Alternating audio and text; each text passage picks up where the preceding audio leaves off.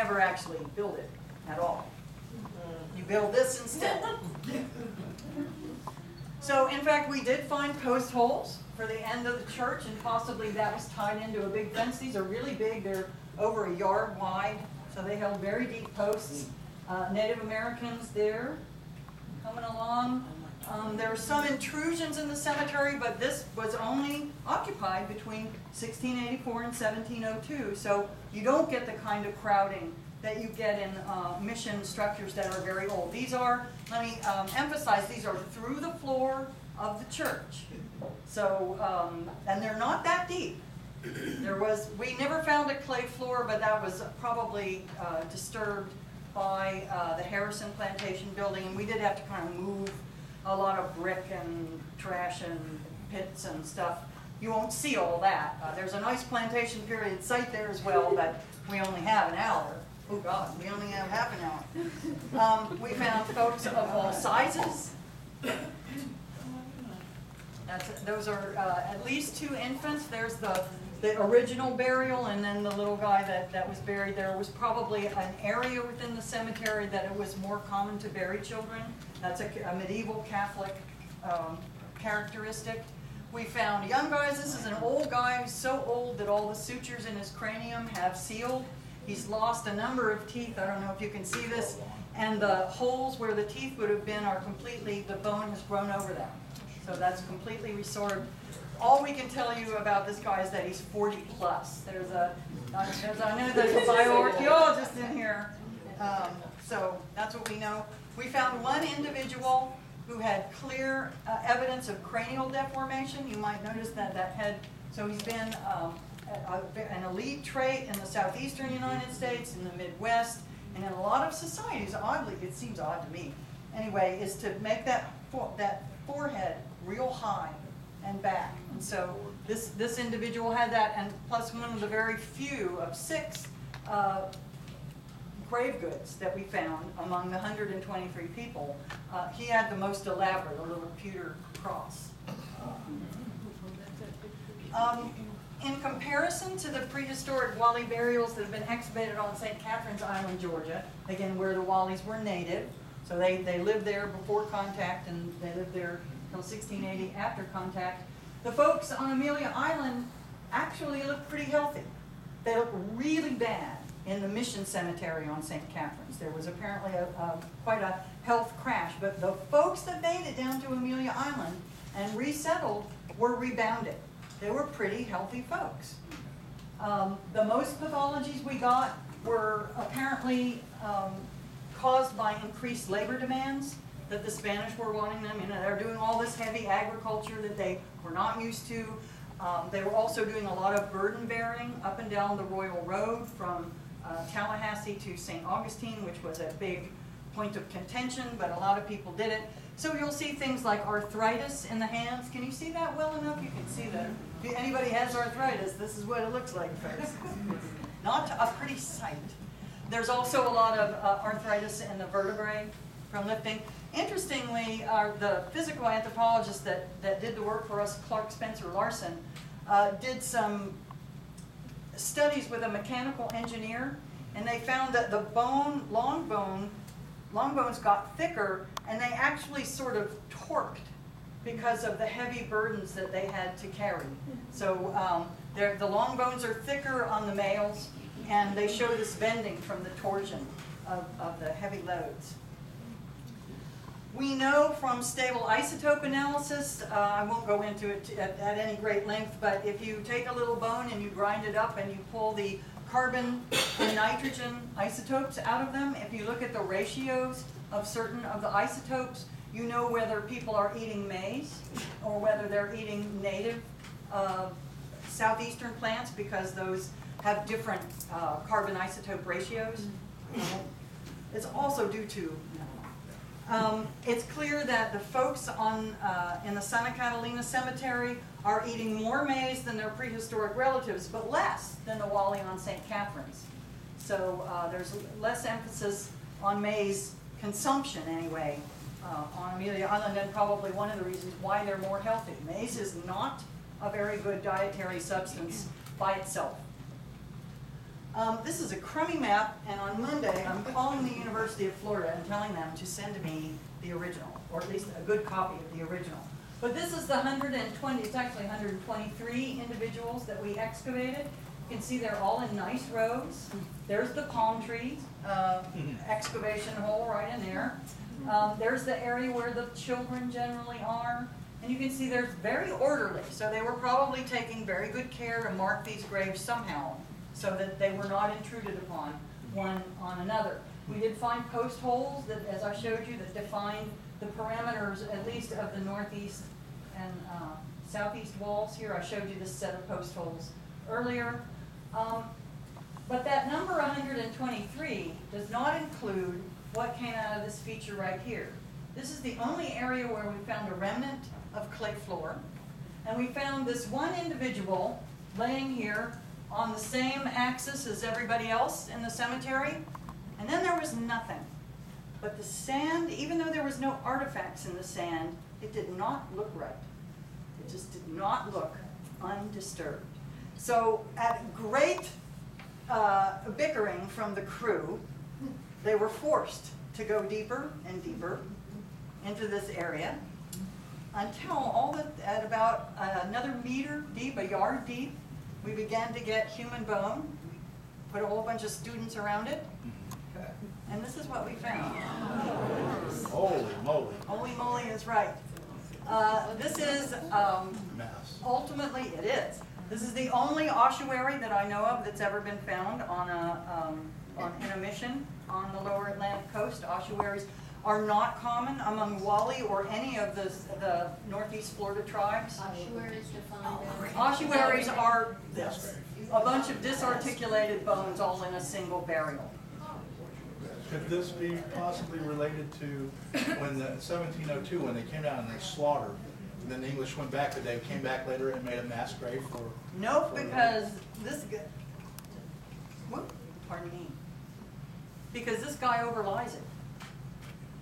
So it has to precede this guy, and by association maybe these guys. But I'm not done. So I don't know how much you can see this because I'm too close to see it. So see this? They look like little articulated feet. They are articulated feet. There are two males. One in his late 20s, one in his middle 20s, both buried in the same coffin. Here's the coffin nails and a stain, an organic stain left over from the wood of the coffin. I've got to twirl them around a little bit here. You can see them a little bit better. One had a healed femoral fracture right here on the what is that, left lower leg. So I'm going to go back just a minute to ponder this. So you got these two guys buried in a coffin, and all these bones heaped up over the coffin. You know, here's where the coffin is. Here's where these guys are, and these are all heaped up along the edges. When Clark did the bioarchaeology, it turns out that all 80% of these are women. They always get a bum rap. We have no explanation for this at all. It's been 20 years. And we still don't have an 30 years. Eek! 30 years. We still don't have an explanation. Are you sure? 20 years. 20 years. Well, I know that some cultures, they would kill slaves and put slaves with them to serve them in the afterlife. That's not what you see. You don't see any of that, say, on St. Catherine's Island, Georgia. Not a bit of it. Yeah, I know. That's extreme. Yes. Yeah, do you have the number? There were. I see it in a lot of skulls. Do you have a Right. number? Yeah, there were about 20. MNI, not 20 skulls necessarily, but if you get all the parts and you say, well, I have the most number of left femurs, there are 20 left femurs, so there are 20 folks, but not necessarily every bit of every one of those folks is there. MNI. You said 80% are women. What percentage were children? The rest, pretty much, which cannot be sexed until you've got good pelvic development, about 16 or so. Yes? So, about what time period would you suspect this? And then the more organized grade that was on top of it, when was that? Post, the more organized grave, post 1684, Okay, because it's got to go with the establishment of the Santa Maria, or the Santa Catalina church, right? It's in the church. right. And the satellite, that was at the Dorion Dig. Right, we're Okay. still there. We haven't gone anywhere. And Now, this was, when do you suspect this ossuary was? we don't know. Oh. It's got to be post-contact. You've got a coffin. You've got wrought iron nails holding that coffin together. So you have to assume that the coffin held the Spanish No, they're Native Americans. in a coffin? Absolutely. There's 2 males in a coffin. 2 males. And then I'm not- approximately 20 women and children, basically 80% women and 20% children piled on top. I think there's a man or 2 in there somewhere, but Yeah. they bother to store them here. I'm sorry. Native Americans used coffins? No, Okay, well, you just said they were Native Americans. they are. But they were in a coffin. I can't help it. Some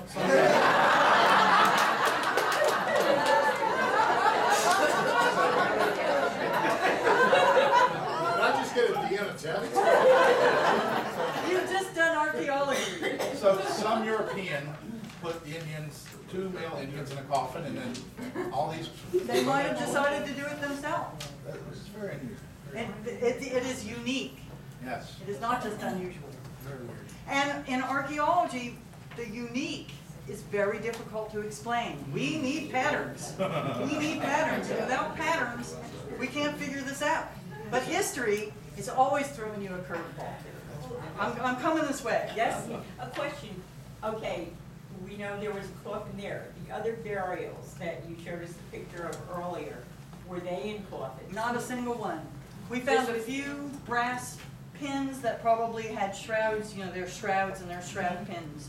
But we may have missed some of those because of the kind of conditions that we were excavating under. We didn't have all day here, or even all year. You know, we had to get these things out. But no other coffins at all. What was the age variation in that, of these bones that you see? You know, I'm not really sure, but because I don't think Clark has ever published this with all this data. But if they're females, they're obviously probably between 18 and 30. You know, that's about as good as I can do. Yes, Is there a history of any earlier missions on this island? we're getting there. We're getting there. I'll say in advance of that, and I've probably gone on too long. In advance of that we do know Clark did look specifically to see if these bones looked like they had been moved. And the idea would be, well, you know, if they were moved, they were probably put in little sacks or carry-alls or something, and you'd see abrasion on the ends of the bones, that kind of thing. No, Could you tell if they were Gwalies? no, we don't have that kind of information. The DNA, all you could get is DNA evidence, and that's just not available. Native Americans don't like it. Yeah, maybe in another generation or 2, if there's anything left. But we cannot do that. With pottery, we maybe could, but we still haven't even, I mean, we can tell on the basis of the pottery that might be with them, we can tell the difference between a wali, a mokama, and a tamukwa. But they would have to be, we can't do that directly with the skeletons. I mean, even a wali could be buried with a mokama pot. But we didn't even get any of that. Could you ascertain how they died? No. You mean the women here or anybody in general? No, the women. No, and in fact, there's very little paleopathology here to deal with that. Most diseases, especially of this period, kill so quickly that they don't affect the bone. You need a nice pernicious lingering disease state, like tuberculosis or something, before it'll start really getting to your bone. Or syphilis, you know, something like that. That's really easy to say. We really have to move on here. I shouldn't have spent so long on the dang history. I knew that was a mistake. I'm going to show you a little bit of what we found at the convento, because here we are. You can see we're out there in all kinds of weather.